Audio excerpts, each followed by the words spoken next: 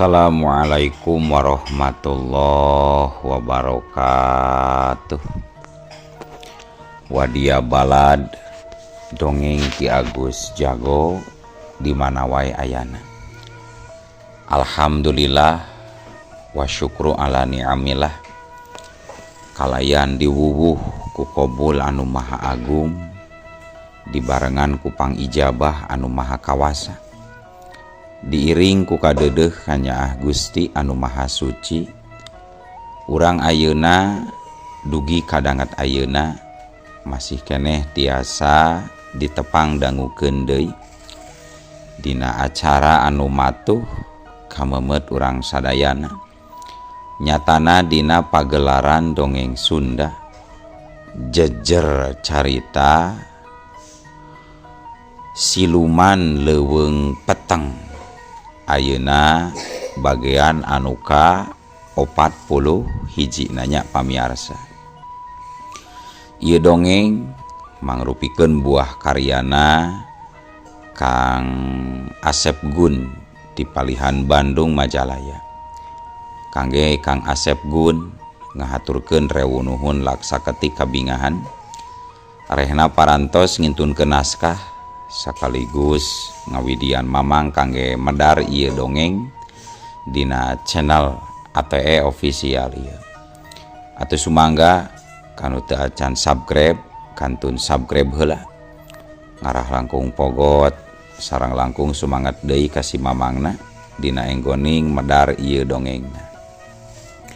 Nging hilap di like di komennya nu saseueur-seueurna laina naon mamang masok bingah gitunya upami maosan komentar-komentar ti para wargi sadayana teh.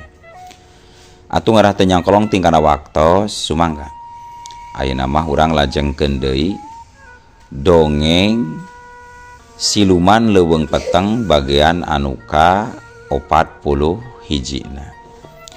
Kumaha salajengna sor cekopina betot simutna pagan heula tali kolorna bisi morosot merezel morozol uzelan di tengah jalan tumpak dung dung tes.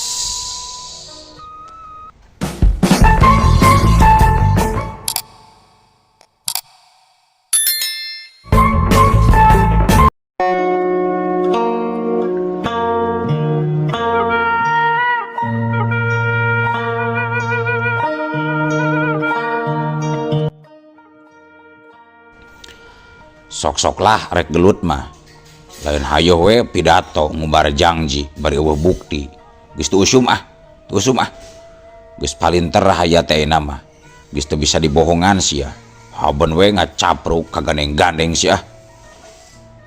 Ngomong naon sia teh manusia songong sia mangadon sundar sindir wae peda teu kabagian bansos beureun sia mah aing oge nyaho deuleu.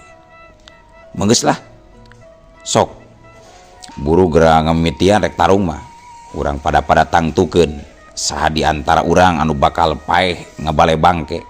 Urang ngitung tatu milang ceda maju sia. Sombong sia pangrasa teh pangabecus sia bakal mampu ngayonan kana ilmu kaibatan aing. Lebok sia hiya barang jeung kitu war tina sela-sela ramo-ramo kenca katuhu Prabu Giliwesi harita pating belesat rebuan engang anu gedena ampir sagede-gede peureub kolot. Eta engang-engang teh ciciptaan Prabu Giliwesi kadenginan nepi ka ngaguruh ngahiung sorana. Harita keneh pating belesat muru ka Wirayuda. Tapi Wirayuda oge geus nyiapkeun pilawaneunana. Sakiceup jirim Wirayuda ngabelesat ka luhur. Cuul. Sanggeus aya di luhur terus nyirorot deui ka handap bari ngadorongkeun dua dampal leungeunna anu harita nimbulkeun angin anu parobadagna. Wus. Ngajadikeun rebuan engang ciciptaan Prabu Giliwesi rabeng ngaracleng jauh naker kasapu ku angin pangaruh tina ajian Bayu Sewuna Wirayuda. Anu akhirna eta engang teh lusles ngaraleungit teuing ka manalosna. Prabu Giliwesi sajongjongan mah katara paroman beungeutna bangun anu kaget teruas.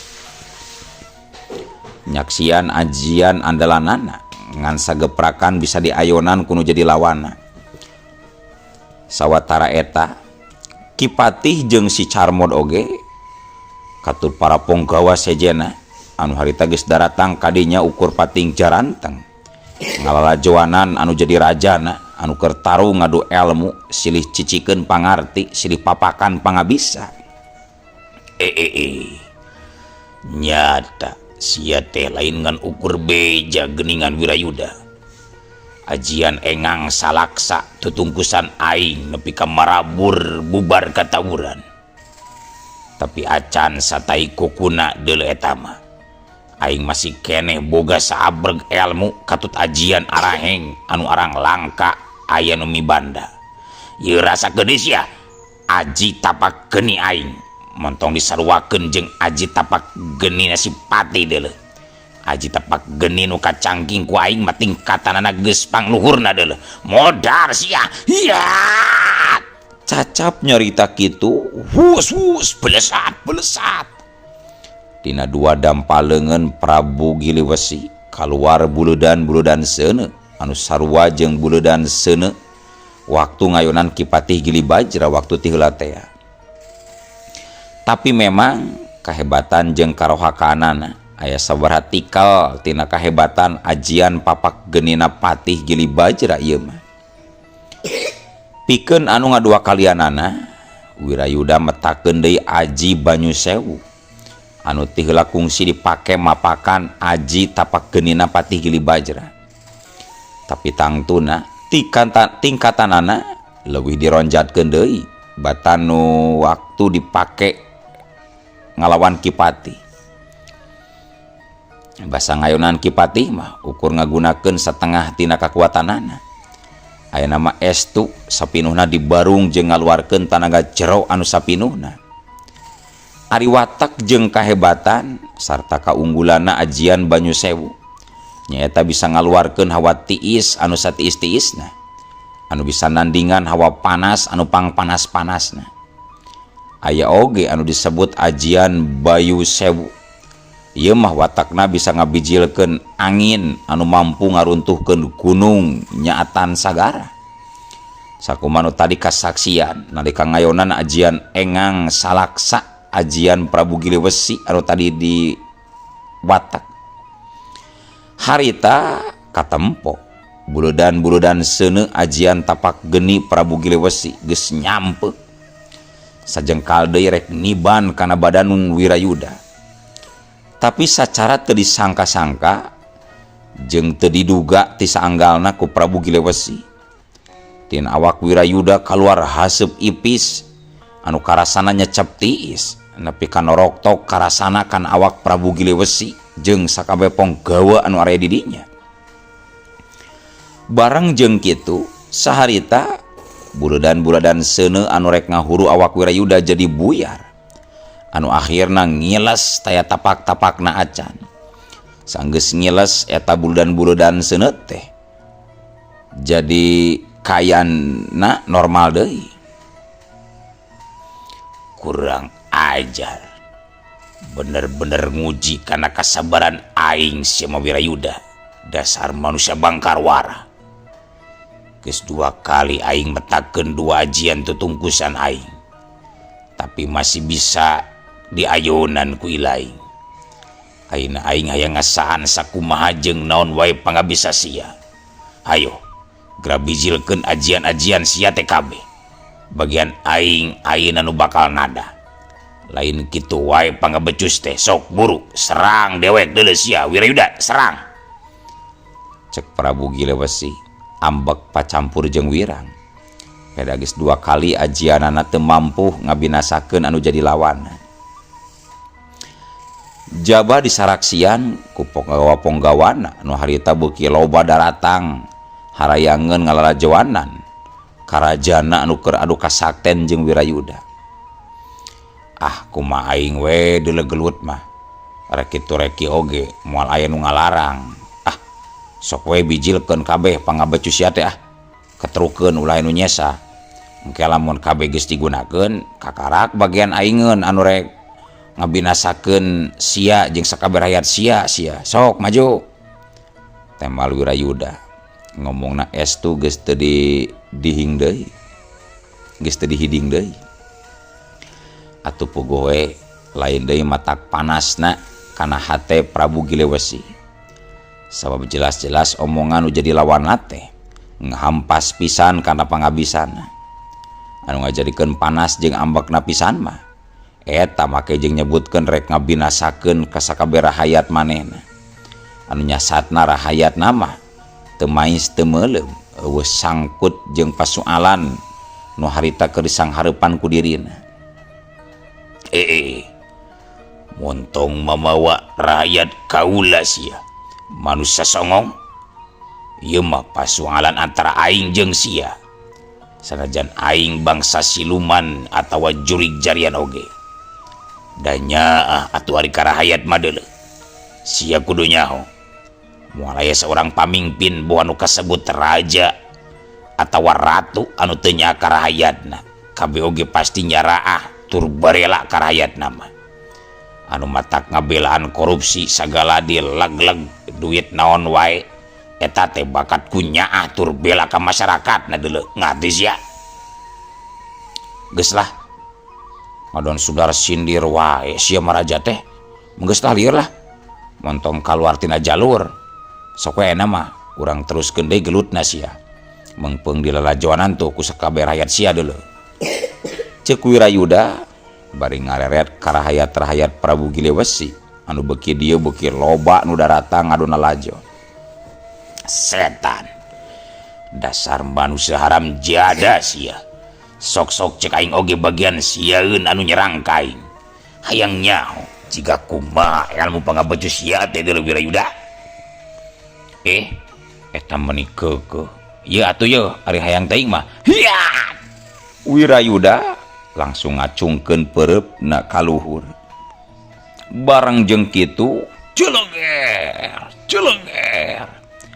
ngadadak ti luhur Jomantara aya sora guludug 2 kali manipating celenger.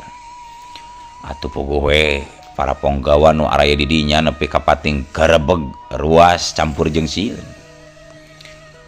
Sabot keur aya dina kaayaan kitu siat pelesat tina dampaleungeun Wirayuda anu diacungkeun ka luhur teh kaluar cahaya beureum jiga seuneu anu langsung pating belesat muru nyerang ka Prabu Gilewesi.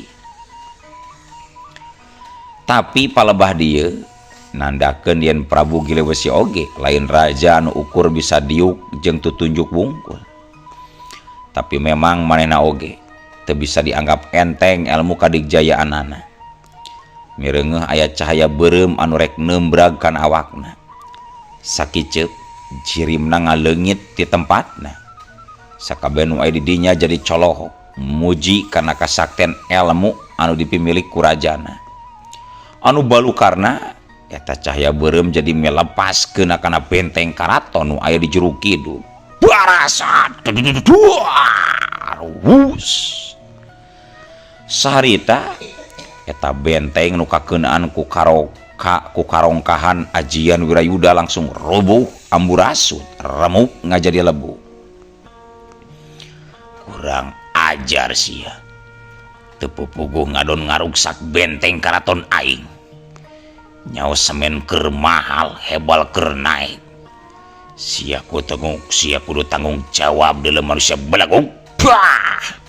No atuh ari sabrawat teh tina sungut Prabu Gilewesi nyaho-nyaho nyebrotkeun seuneu meuni ngagugudag rek ngalentab kana awak Wirayuda.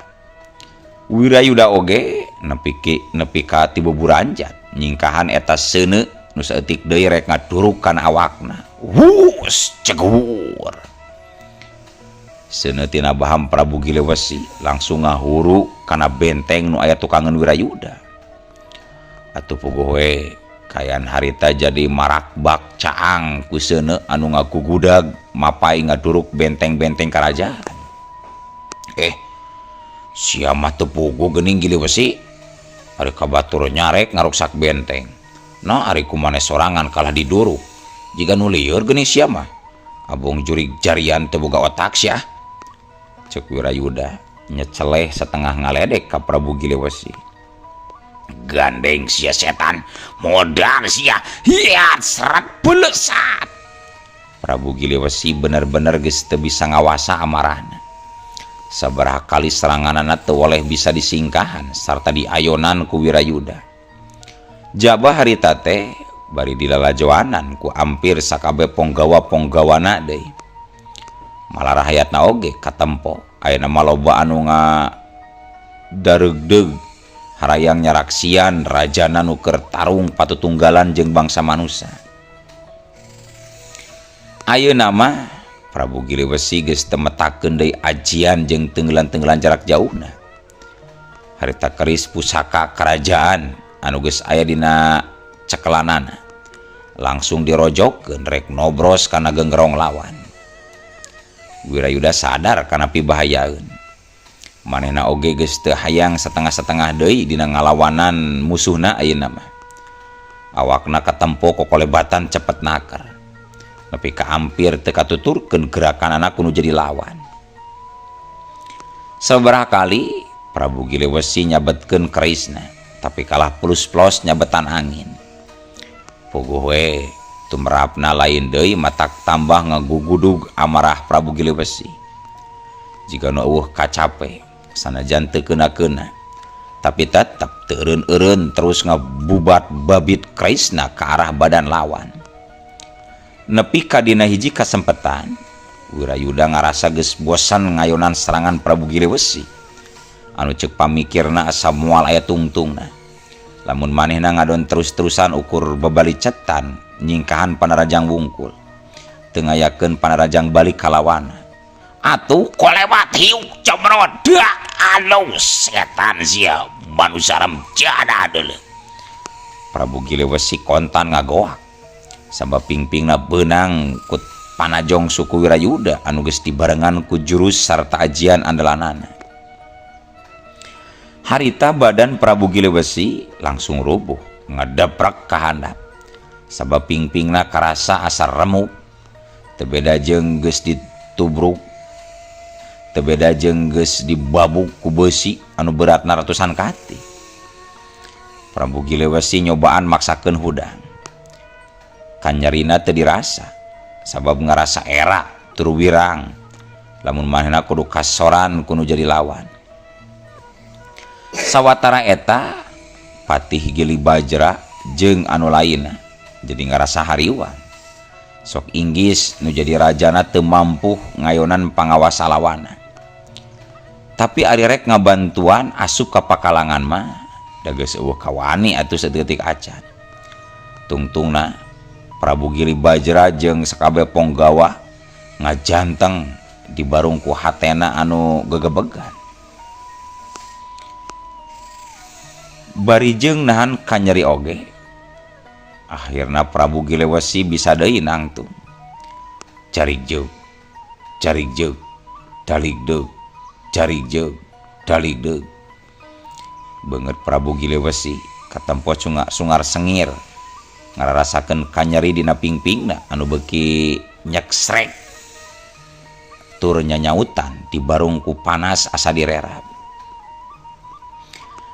aing can rumasa eleh deuleu sok sia maju deui montong waka ngarasa meunang manusia songong sok geura maju sia cek Prabu Gili Wesi nangtungna oge dipaksakeun sabab katempok sukuna hayo we rarampeolan jiga kalakai anu katabak ku angin nya sok we rek maju deui mah aing mah nungguan we di dieu nah kira-kira na kuat keneh kitu sakitu nangtung oge jiga jelema anu keur mabok geus lah ulah maksakeun bisi cilaka si Wesi kalah katuasa ka aingna oge teu tega napun oge cek Wirayuda estu matak nyebit kana ceulik carita anana teh Prabu Gili Wesi teu nemalan brek manehna deku terus kunyam bari peureum lumayan lila kitu nate.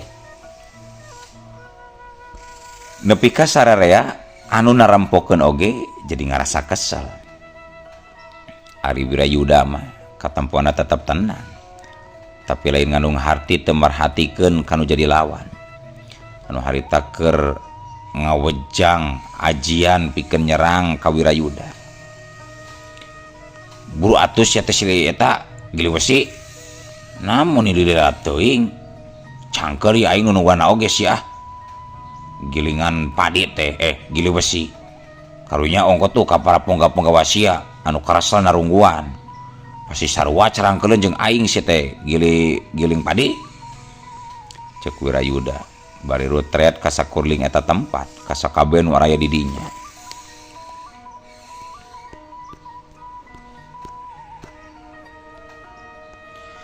Tapi angger we ari anu diajak nyarita nama jiga tadi. Dua sukuna deku ka hareup. Dua leungeunna neken kana taneuh jiga bangkong anu rek ngagaclok. Tapi sanggeus lumayan lila curung kunung. Prabu Giliwesi ngajurung kunung nangtung. Las cirimna ngilas tina panenja Wirayuda. Jeung teka tempon di kusakaben anu aya di dinya. Dina kayaan sararea ngarasa kaget, dumeh jirim Prabu Giliwesi nyaho-nyaho ngaleungit tina tempatna. No atuh ari cakakak teh. Kadenge anu seuri pating cakakak silih tembalan. Hartina lain saurang anu keur seserian teh. Keur kitu celegedog. Sabaraha jirim nyaho-nyaho geus pating celegedeg di hareupeun Wirayuda. Barang kur Wirayuda disidik-sidik. Geningan jirimna Prabu Giliwesi anu harita keur pating cakakak sareuserian teh. Ari jumlahna meh aya 10 urangna. Rupana sarua sarimbag, dedegan jeung papakeana oge sarua deui. Cindekna kembar we 10-na oge.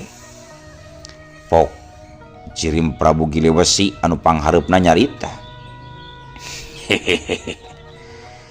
Aing ngagem aji raga sewu. Anu ngandung harti raga aing bisa ngalobaan. Ajian jeung pangandiwas aing oge bakal leuwih luhur seberat tikal batan anu geus. Sok maju sia manusia songong, maju. Cek Prabu Giliwesi. Jirim anu sajena kadenge pating cakakak deui seuri. Nepi ka gandeng jeung ngaguruh teu puguh dengekeunana. Wirayuda sadar kana kadigjaya anu jadi lawan. Sanajan musuh ragana geus jadi 10. Tapi manehna tetep tenang, teu geumpeur, teu galideur. Lamun ngaran ajian raga sewu mah hartina meureun kudu jadi 1000 awak sia teh jurig jarian. Ari hartina 1000 teh pan 1000. Ari raga hartina awak. Jadi awak atawa jirim kudu jadi 1000. Geuning ieu mah ukur aya 7 aya 10 kitu. Dikorupsi meureunnya sia mah sawareh. Bodoh sia. Ari sia bisa midang atawa ngitung da. Lain jadi 7 deuleu, tapi jadi 10. Dasar manusia belagu dengakan bangku sakola sia mah deuleu Wirayuda. Heulah, tapi anggar kurang loba keneh sia ari tina 1000 jadi 10 mah. Kamana nu 880 na deui sia? Sok sia jawab. Kamana sabareh deui geuning bansos nepi ka aing. Cek Wirayuda ngahaja ngaheureuikeun lawanna. Gandeng sia manusia haram jada. Loba bacot doang. Segala diomongkeun, segala dibahas sia mah deuleu. Jirim aing rek jadi 10, rek jadi 1000 oge lain urusan ilaing deuleu. Urusan sia ayeuna mah awak sia bakal diwawejet tapi karajet ku aing sia. Hah, ulah omdo sia sok rabuktikeun. Kurang ngajar, modar sia. Ya, cacap nyarita kitu, belesur. Jirim Prabu Giliwesi anu geus jadi 10 urang teh. Kabehanana meh bareng narajang ka Wirayuda. aya nu meh aya anu ngahembatkeun pereupna, aya nu ngagunakeun tajonganana, aya oge nu langsung mesat kerisna, kabehanana ngarah kana sakujur badan Wirayuda.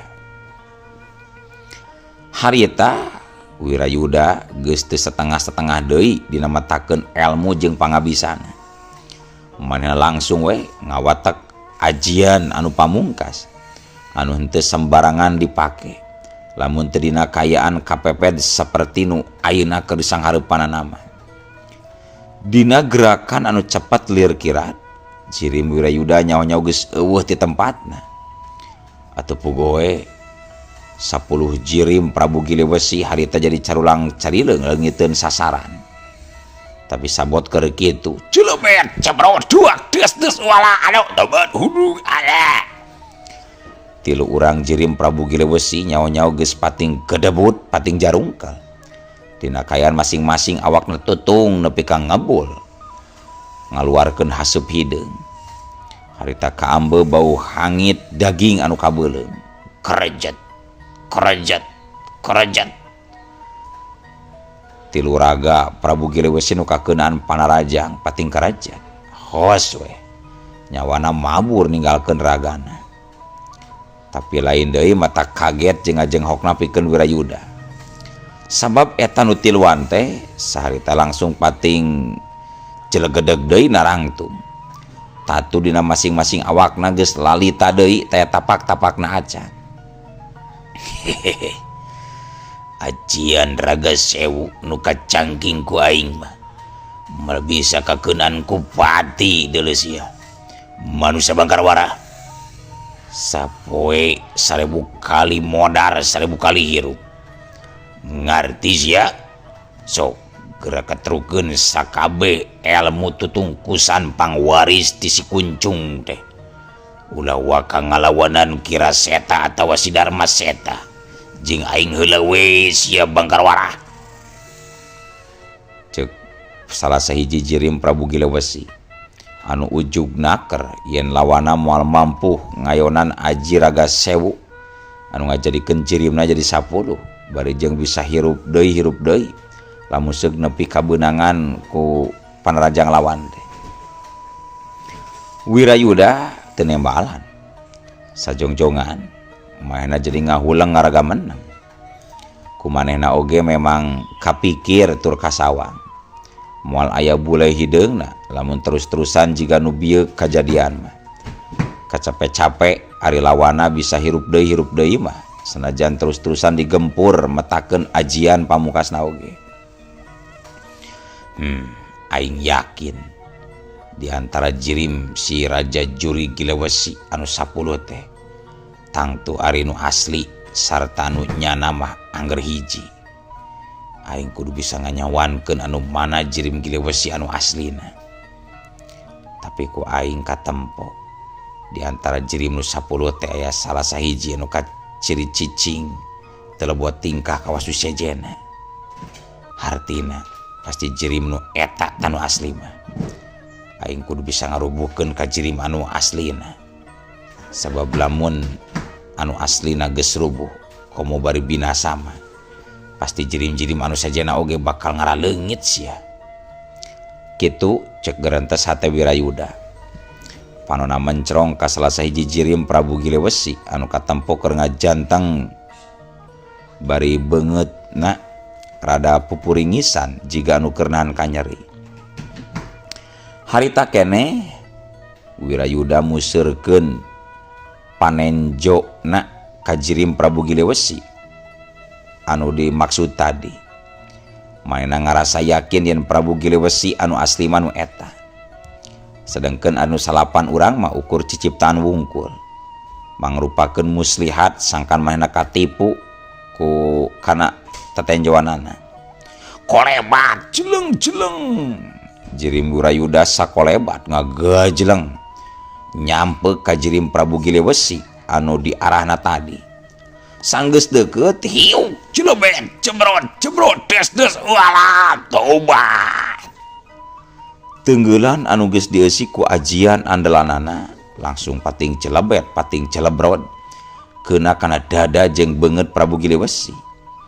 dajeng nyana bener pisan sawangan Wirayuda teh teu nyalahan sanggeus jirim nu aslina beunang ku tenggeulana nama sakicep jirim-jirim nu tadi sarimbag jeung Prabu Giliwesi jadi ngariles taya tapak-tapakna acan sedangkan ari Prabu Giliwesi anu aslina mah harita keneh langsung ngajajar nang karak bengkang jiga nu geus taya nyawaan tapi barang ku Wirayuda rek dipindo deui nah atuh ujug-ujug eueuh waktosna kabujeng seep wadia balad dongeng Ki Agus Jago keun atunya ieu dongeng teh urang cekapkeun we heula dugi ka dieu insyaallah enjing pageto baris dilajengkeun deui atuh ku kitu ku kieuna mamang sejamit mungkur amit mundur ti payunan para wargi sadayana